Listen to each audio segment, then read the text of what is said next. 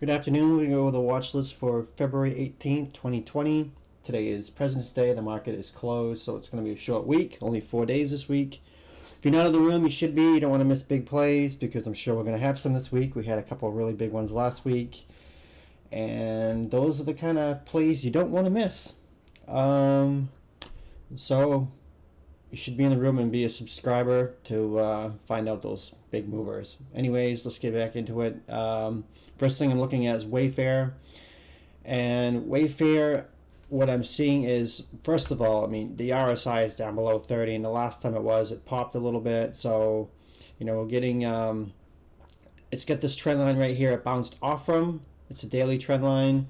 And so with the RSI below 30 and bouncing off the trend line, I would watch for a bounce over, you know, probably 84.25 and to probably retest the 96 area for Wayfair. The next one I have is going to be Hasbro. And Hasbro, it filled the gap right here on the daily. So, and it went green after it filled the gap. So, but it's got this the regression channel trend line right here. It gets over that and clears $99. I think it can get up into the 104 area for a bounce. But I mean, it could go down more because of the earnings sell-off. But you know, it filled the gap, so I would watch for a gap bounce on that. So Hasbro is one to watch. ROKU is another one. It had a really bad day on Friday. But if you look at like history on ROKU, every time it has a really big deep red day, it usually has an inside candle. So like right here, big red deep day, excuse me, and the next day it wasn't a sell-off. It had an inside candle, but it went green, so there was a bounce. And same right here, big long red day, and the next day was red, but it was an inside candle and it tried to bounce. So every time, right here, another one. So every time there's a big red day on ROKU, it tries to bounce the next day. See right here too, right there. So ROKU could go down to 125. I mean, even retest this 120 area. I mean, it's possible. I mean, I'm expecting probably a small inside bounce tomorrow. Then if it's still bad, it could go down and retest 120. So ROKU will be tricky, but it's one to watch for tomorrow, Tuesday. Another one is Disney. Disney had filled the gap right here.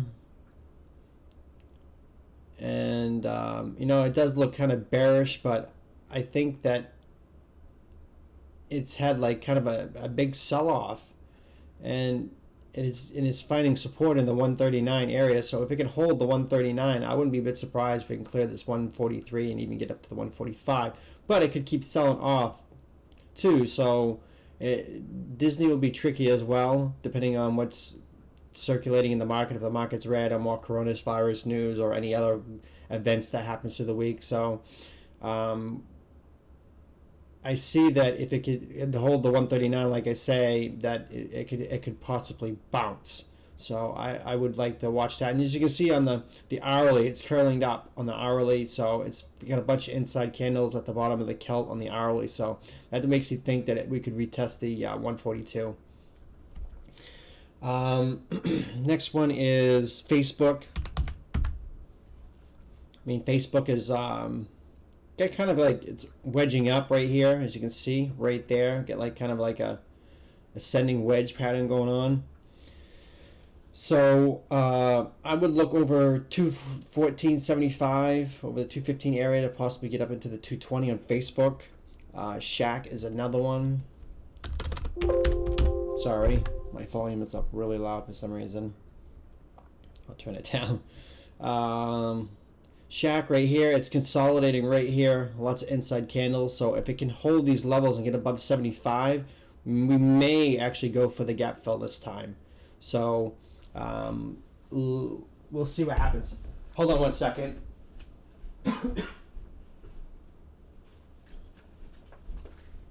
Sorry, I got a tickle in my throat and it's bothering me. Okay, so that's what I'll be looking for on Shack. Next one is UPS. UPS, you know, it's had such a big sell-off and it's bounced. It's like chopping in through here in the 107 to the 102 area. So, I mean, if it can clear this 106.50 area right here, if it can clear that, it's probably got momentum to go up into the 110. And if it really gets momentum, it can even get up into the 115. So UPS should be something you should watch. Triple M is another one that's got the same kind of pattern as UPS. It's just chopping in this little range, but it's a little further down in this range. But you know, I think that if it can get into above this 160 to 50 area, I would look for the 165, and if it even gets more momentum, even try to get into the 170s on Triple M. Now on the short side, I don't really have that many. I have a few, but I keep looking at Costco like it's going to pull back, and it didn't pull back. It just stayed choppy. So if it doesn't stay choppy, I think that we could see a pullback. So we're starting to see a divergence right here on the RSI, on the MACD histogram, the MACD, the stochastic. So there's a lot of, you got 4 indicators showing there's a downturn coming. So, but the divergences can last for a long time. So if it's under the 317 area, I would start to look short on Costco. Next one is EXPE. It's got this like big black candle right there. I know it's red, but it's part of my little black candle phenom thing that I have going on, and if it gets below this 120.50, I think it's going to fill the gap. So I would look for Expedia to fill the gap this week. I mean, now when I'm saying the gap, I'm talking this gap, not this gap. I mean, it could fill that gap. It could go on to 135, but the way it, you know, popped up big and started to sell off and kind of bounced a tiny bit. So I would look more towards the downside than the upside. Next one is CI, Cigna. It's pretty much the same thing. You're seeing the RSI is kind of flat, even though it's trending up. So there's a slight divergence, very slight.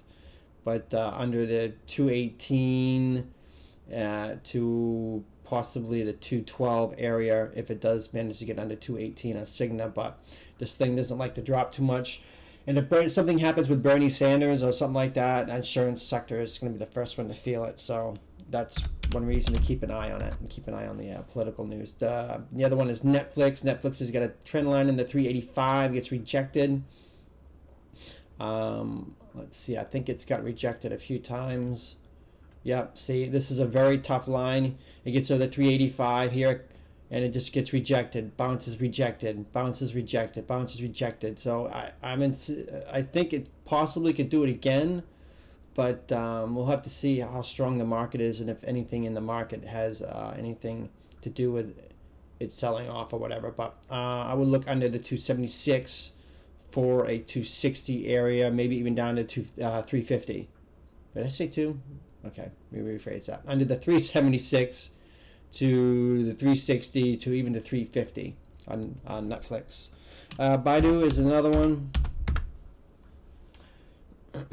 Baidu, you know, again, like an ascending wedge right here. I really hate, not ascending wedge, symmetrical triangle, and I really don't like them because it's pretty much a guessing game. But if I had to guess, I'm going to guess downside. And I would look for, you know, under 133 to the 130 to possibly even fill the gap down here to the 124. So on Baidu. And the last one is CAT. CAT is pretty much went up to this 139.30, or you can say 140 area, and it got rejected. So I'm expecting to come down and probably fill this gap right here and even possibly retest this 132 area on CAT.